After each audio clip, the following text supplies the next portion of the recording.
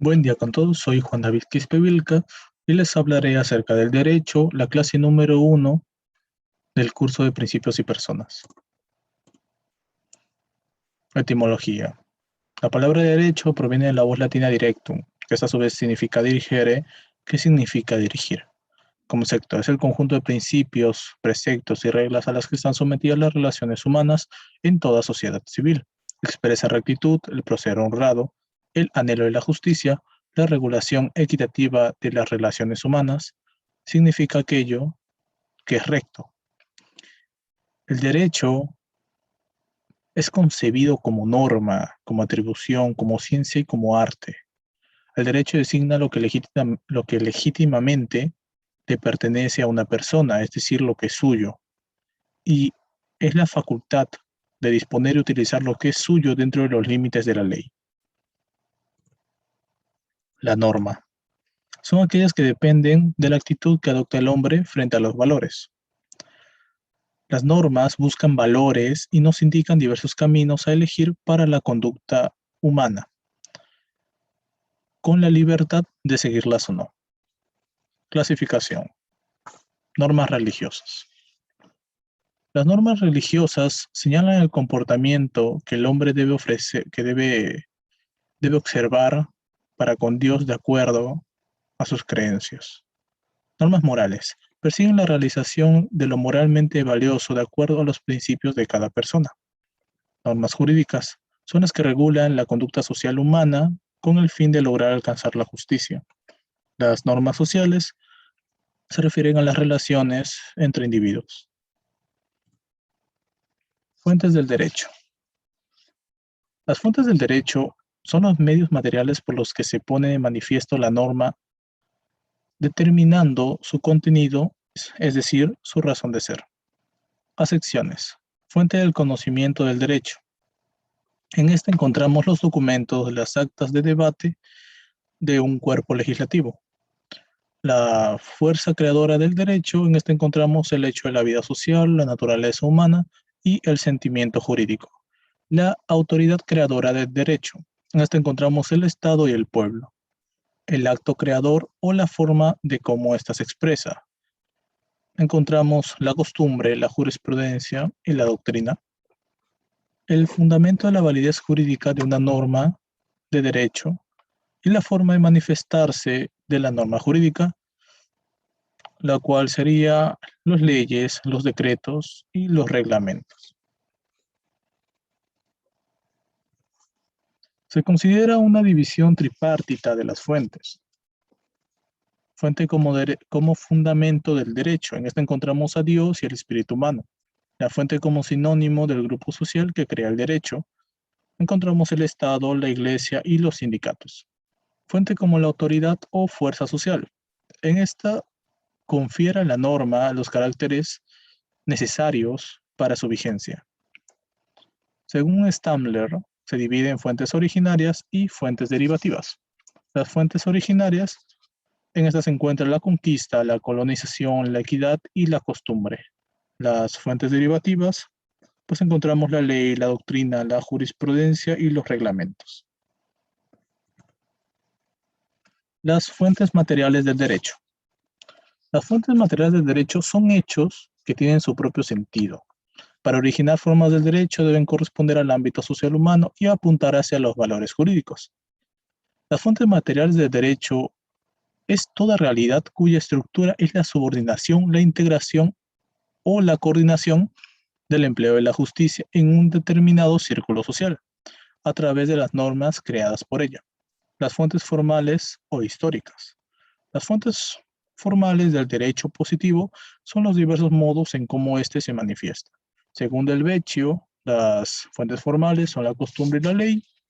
Según Cornell, la costumbre, la jurisprudencia y la ley.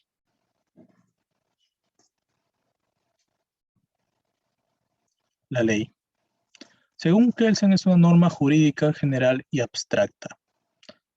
La ley es la norma general y obligatoria dictada por los órganos competentes del Estado, cuya violación acarrea la aplicación de una sanción por parte del poder público. En sus características tenemos que es general, es abstracta, es obligatoria y es importante porque nos da una mayor fijeza, una mayor certeza y una mayor seguridad, además de que es conocida más fácilmente por todos. Elementos: la norma jurídica, la intervención de un órgano del Estado y su dictado y publicación, de acuerdo a las reglas de jerarquía superior. Formación, promulgación y publicación de una ley. Formación: se realiza dentro de las pautas que establece la Constitución Política del Estado.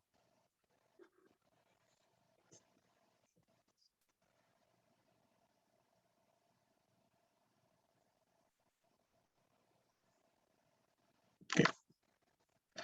La formación, una vez aprobada la ley en el Congreso, se envía al presidente de la República, el cual tiene un plazo de 15 días para publicarlo. Además del presidente de la República, dicha prerrogativa también la tiene el presidente del Congreso y el presidente de la Comisión Permanente. Promulgación. Se pueden dar los siguientes casos. En la promulgación de la ley, el presidente de la República pues lo promulga la ley en el plazo de 15 días. En el caso de que el presidente de la República no promulgue la ley en ese plazo, el presidente del Congreso la publicará en defecto del presidente de la República.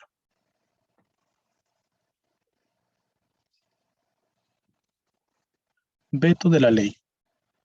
En este caso, si el presidente de la República observa la ley, la veta y la envía a observaciones ante el Congreso, el Congreso puede vencer las obligaciones del presidente de la República con el voto de la mayoría absoluta de los representantes.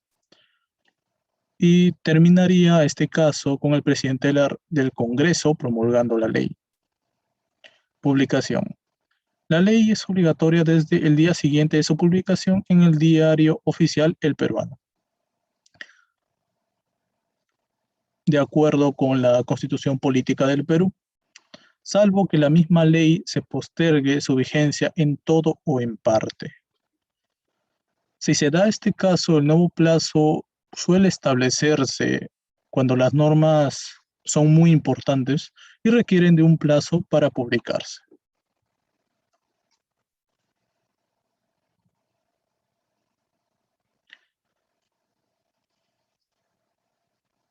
La costumbre.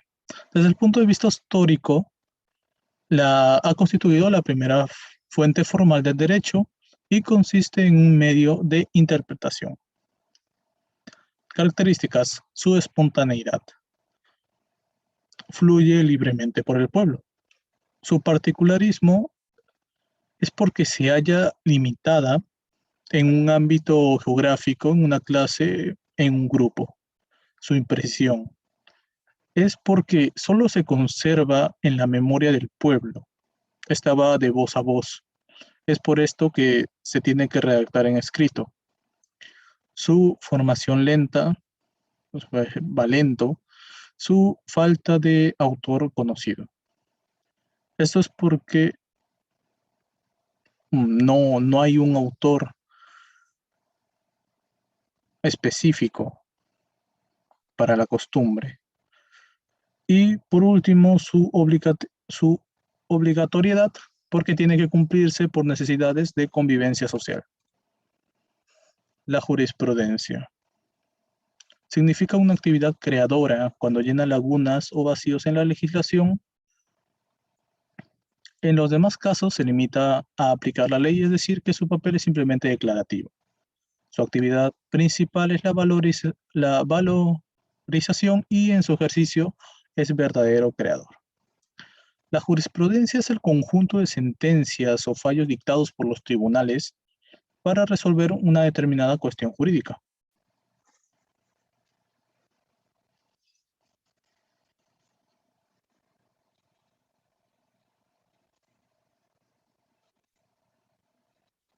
Okay.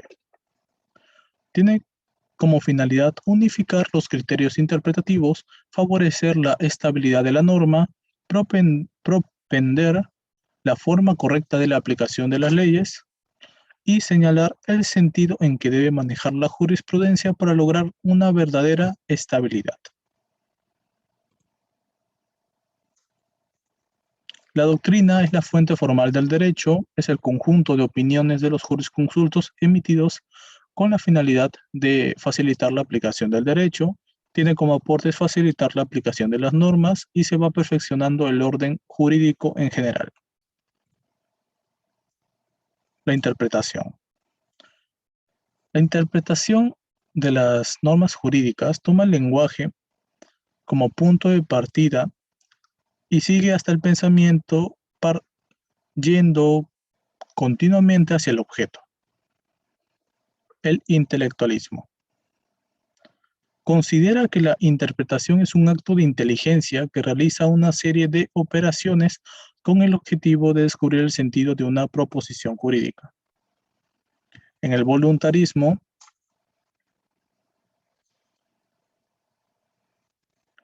pues menciona que interpretar vale tanto como crear.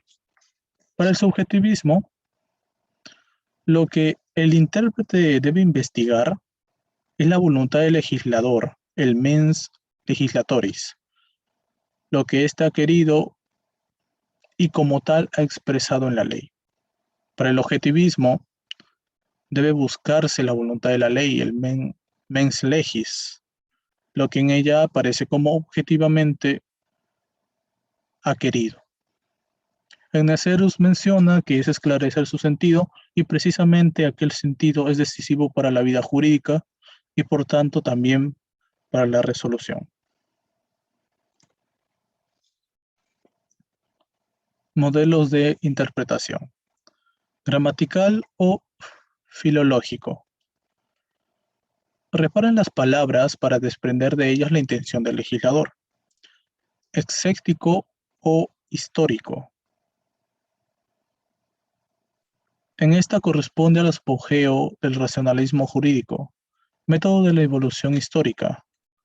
Raymond Sales mencionaba que considera que la interpretación, en vez de buscar la voluntad subjetiva del legislador, debe perseguir mejor el modo de aplicación de la ley conforme a su fin. Método de la libre investigación.